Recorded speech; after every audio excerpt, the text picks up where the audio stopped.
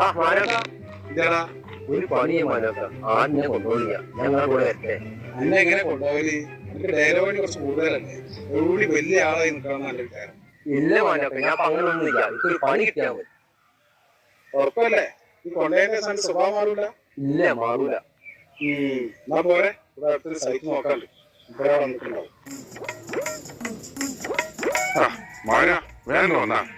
തീരുമാനമൊക്കെയാ.